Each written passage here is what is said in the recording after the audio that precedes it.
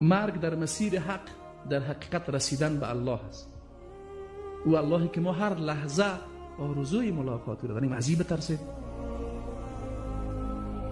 ما چطور از مواجه شدن و از ملاقات با پروردگار خود بترسید؟ عجیب است. این مفهوم معنویت است برای بنده مؤمن.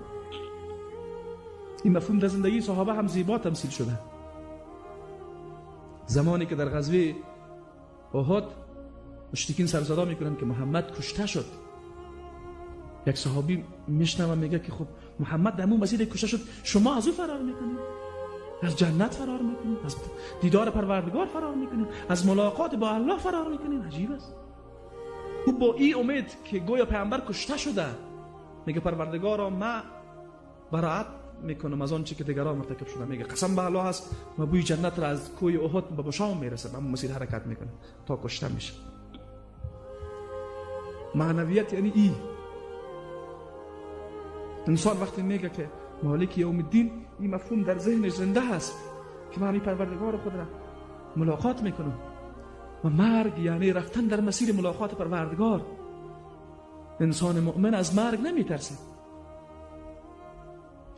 اصحاب رسول الله صلی الله علیه و سلم وقتی شهید میشن جمله مشهور و همیشه از اونها تکرار میشه همیشه فزت و رب الکعبه، پروردگار کعبه قسم که من کامیاب شد. این جمله را میگن. چرا ما از مرگ فرار میکنیم، میترسیم ولو در مسیر حق باشیم؟ اصحاب رسول الله بزرگان دینی ما این رقم نبودن. با ضربه خوردن میگفتن فزت و رب الکعبه، میفهمیدن ملاقات پروردگار خود میریم. میگفت اگر من کسی بکشه خب با ملاقات پروردگار خود میریم. من میرم میخوایم زندانی بکنیم با پروردگار خود من خلوت میکنم. انسان کسی را دوست داشته باشه زیاد، بزرگترین خوشی همیست که کته از او تنها باشه. میگه در زندان ما با پروردگار خود خلوت میکنم. مرا تبعید بکنیم در زمین الله سیر میکنم. چی چیز بیشتر از این کردن میتونیم؟ معنویت انسان را قدرتمند میسازه و نماز مکتب است برای کسب معنویت، مکتب است برای احیای مفاهیم ایمانی، یادآوری همین مفاهیم است.